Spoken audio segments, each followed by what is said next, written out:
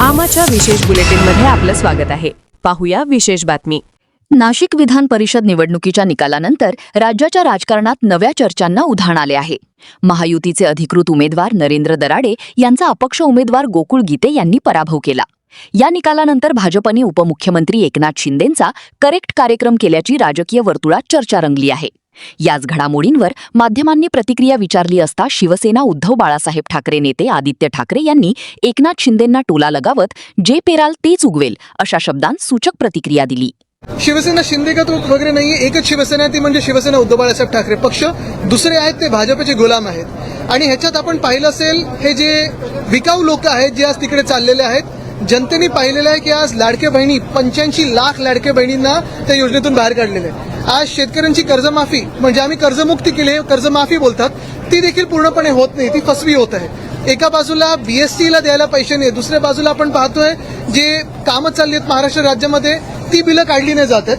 पण ह्या सगळ्या लोकांना विकत घ्यायला यांच्याकडे पैसे आहेत. ही विकाऊ लोक, हे नालायक लोक जे आज तिथे चाललेले आहेत, परवा संजय राऊतजींनी त्यांचं चांगलं वर्णन केलं, ही लोक जी गेलेली आहेत ह्यांना जनता कुठचं ऑपरेशन करायचं ठरवेल.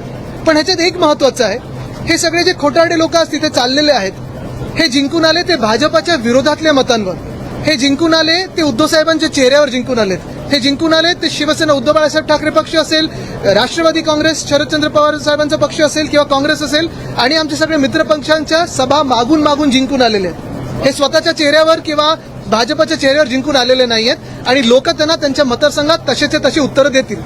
आम्ही जे दिलं त्यांना ते प्रेमच दिलं. एवढी वर्ष त्यांच्या सोबत उभं राहिलो, परिवार म्हणून सोबत उभं राहिलो. आणि अशा वेळेला सौदा करणं ह्या अशा काही गोष्टींसाठी स्वतःच्या नावाचं, स्वतःच्या परिवाराचं, हे दुःखद आहे.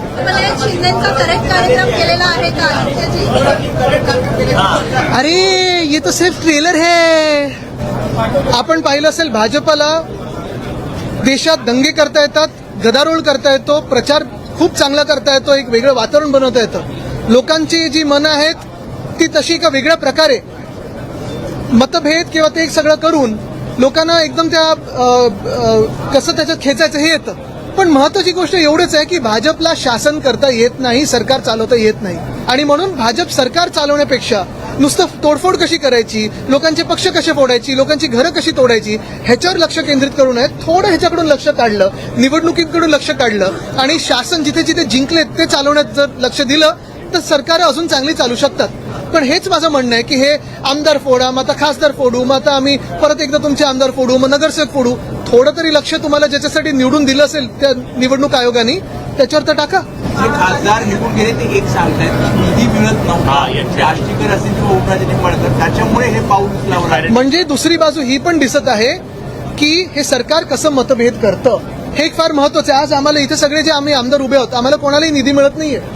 जेव्हा कुठचंही आता एवढ्या 80 वर्षाचा जो इतिहास आहे आपल्या देशाचा, जी कुठची सत्ताधारी पक्ष असतील, विरोधी पक्षाला देखील थोडाफार पण तो निधी तरी द्यायचे, कारण आम्ही जे येतो ते जनतेतून निवडून येतो.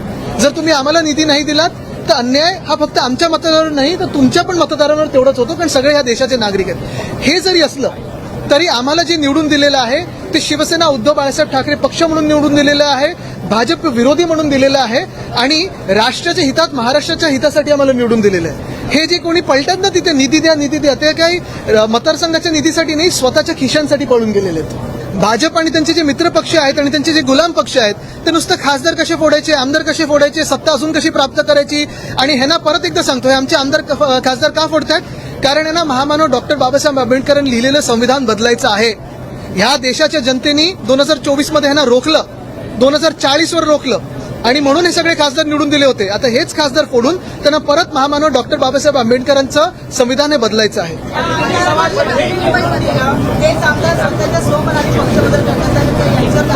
100% होणार आणि हे डिस्क्वालिफाय होणार. जर ह्या देशात न्याय प्रक्रिया असेल तर ती न्याय प्रक्रिया आहे ना डिस्क्वालिफाय करेल. जर असेल तर गट नाही, ती कटकट आहे हो यांची. म्हणणं असं आहे की लोकसभेचे निकाल लागले होते, त्यानंतर